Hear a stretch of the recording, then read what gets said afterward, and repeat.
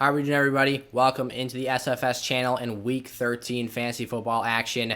We are just on the cusp and on the brink of the 2021 fantasy playoff season, and each week here on out is essentially must-win territory for basically any team out there unless you've already got a playoff spot locked up. But these lineup decisions here for this week are all the more crucial, are all the more important.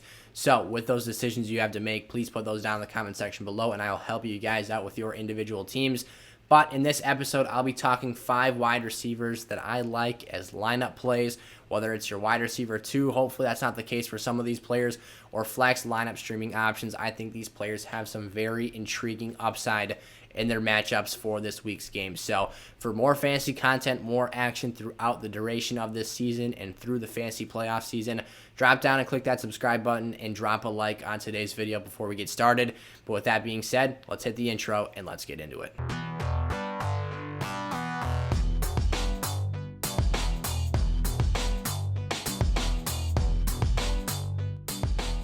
Alrighty, as I said in the intro, ideally these players will be used as flex lineup streams with high upside, whether you're in a 1 or 2 flex league with whatever size or league format you're in, 8, 10, 12-man leagues. Now, you're probably not starting these guys in 8-man leagues for sure. Maybe a 2 flex 10-man league, but most likely 12 and 14-man leagues will get the most utility out of the names we're providing in today's video.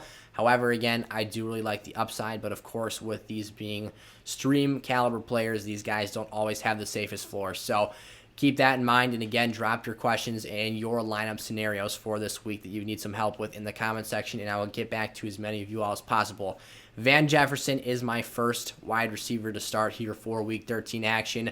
The Rams taking on the Jaguars.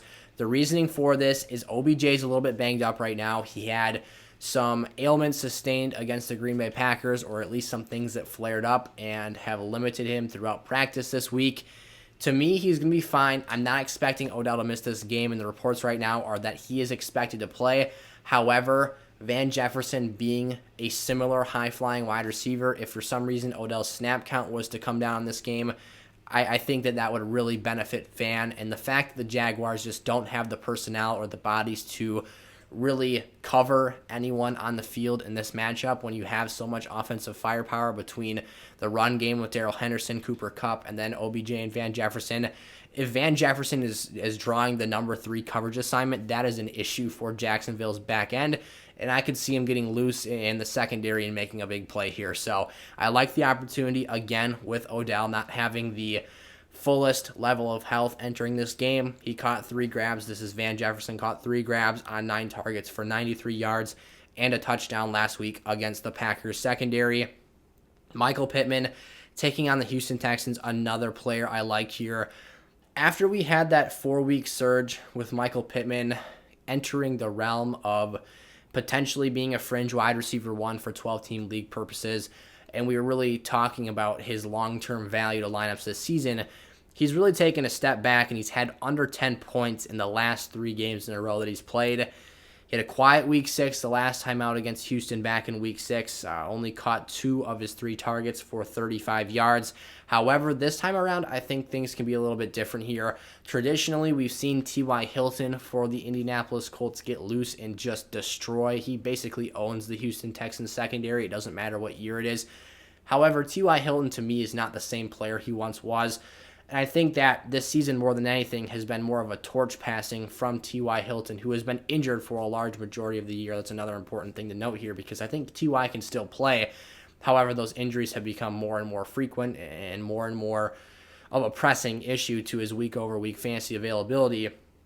However, this season, to me, has been a passing of the torch to Michael Pittman as the next franchise wide receiver for this Indianapolis offense. And I think if anyone's going to get loose and beat this secondary up, the 20th ranked unit against fantasy wideouts, I do expect it to be Michael Pittman. Now, Carson Wentz gives him a fair amount of deep shots every week, and he's been playing some tougher secondaries here over that past 3-week span. I think that's a contributing factor to the lack of production or the lack of ceiling and boom numbers that we've had as of late. I mean, when you're playing the Buffalo Bills, he got some shot opportunities in that game. you can't expect that he's going to come down with every one of them. He's got some tough matchups coming up against the New England Patriots. We'll keep our eye on that. But here in Week 13, I like his matchup against Houston here. Again, with Jonathan Taylor involved, they're going to be diverting so much attention to stopping the run game. I don't think they're going to be able to begin with, but that's just going to set up the passing game all the better. And those play-action shots downfield to Pittman should be making for some pretty big connections down the field, and obviously that'll translate into fantasy points as long as he's not tackled and interfered with and they get their yards that way. So Christian Kirk here for the Arizona Cardinals, another streamer I like taking on the Chicago Bears. What has been the one weakness? Now I should say, before we even get into the Bears and the matchup here, this is 100% contingent upon the health and availability of Kyler Murray for this game. If Kyler Murray is not playing, you can forget about Christian Kirk. I will acknowledge that right now. However, there's optimism, there's hope that with Kyler Murray practicing early on in the week here, that he could potentially play in this game. So nothing is for sure, nothing is a guarantee. I'm not going to pretend that Kyler Murray is a shoo-in to start this week at the time of recording and posting this episode. That is currently not the situation we live in. So let's hope Kyler Murray's healthy, ready to go, as well as DeAndre Hopkins, because that will help this matchup as well for Christian Kirk. Now, with that being said, moving forward here, Christian Kirk, what is Christian Kirk's strength, first of all? The deep routes, deep passing game, and stretching the field. What has been the Achilles heel of Chicago's secondary throughout the majority and the vast length of this season? Letting up deep passes to explosive wide receivers. Christian Kirk is very sneakily the wide receiver 27 in fantasy right now, which is 3 spots behind being a wide receiver 2 producer in 12-team leagues. And this is 27th in half PPR scoring as well. I should preface that. Coming off of a bye week and coming off of multiple contests without Kyler Murray, who might just be the most, I don't know if he's the most explosive quarterback in the National Football League right now, but he is certainly one of the best playmakers. We'll say that. He is one of the best playmakers we have in the NFL right now. So playing without Kyler Murray for multiple games, having a bye week, he is still a higher level wide receiver 3, and on the cusp, he was at one point with Kyler on the field. I believe it was heading into the matchup against the Packers. He was the wide receiver 22. So he's been scoring touchdowns. He's been making plays all season long, and he's been beating defenses deep. This is a talented and a very, again, explosive wide receiver and playmaker that can get the job done for us. In this matchup, I think his strengths greatly line up with the weaknesses of the Bears secondary, and especially if D-Hop's out there as well, he won't be drawing number 1 coverage assignments, and depending on how the Bears respect A.J. Green, he might even get knocked down to the 2nd or 3rd level of that secondary between plays here. So obviously, not as many teams are traveling corners as more anymore. However, that could potentially still be the case. So Christian Kirk, I like the start here. I think there's a lot of upside here, but again, you're going to have to monitor the health and situation of the other Cardinals heading into this matchup. Hunter Renfrow for the Las Vegas Raiders in a PPR league especially. This is one I like, taking on the Washington football team. In 4 of his last 5 games, Hunter Renfrow has 8 or more targets. That's a number I love to see. And in this matchup, he is simply put going to be the most reliable pass catcher for this offense.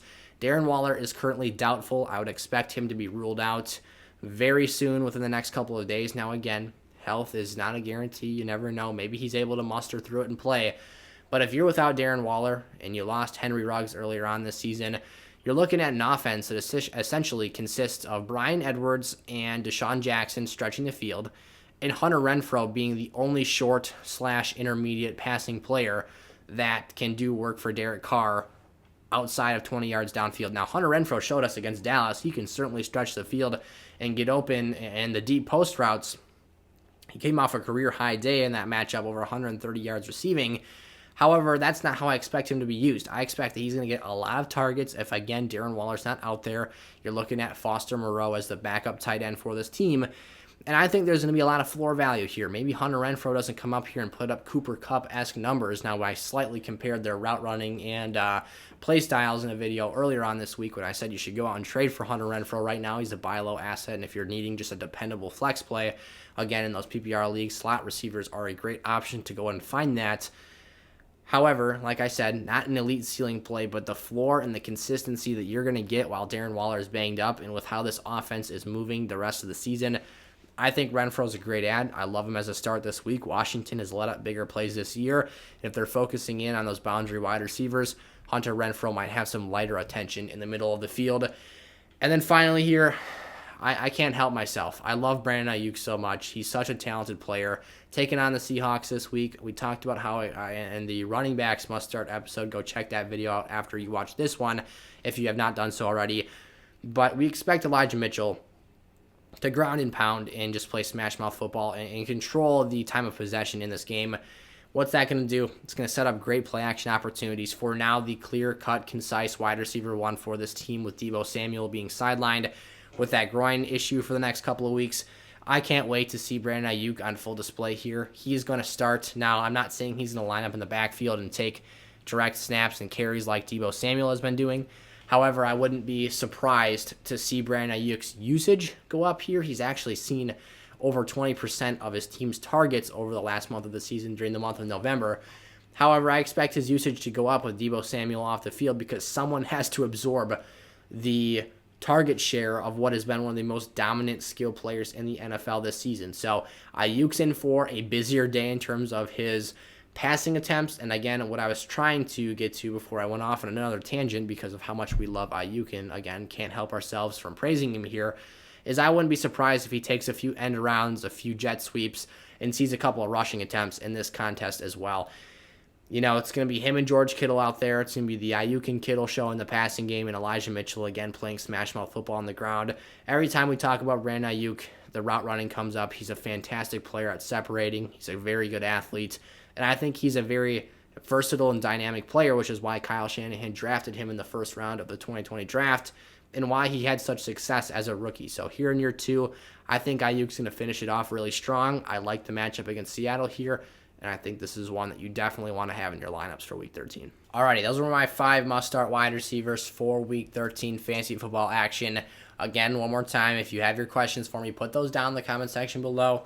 It might take me a day or so to start getting back to you guys. I might not get back to all of you before Thursday night kicks off, but I'll do my best to answer as many of your guys' questions in an efficient manner as possible and get you guys set up for successful weeks here. So thank you guys so much for tuning in. Go check out that 5 must-start running backs episode for this week, and I'll see you guys there.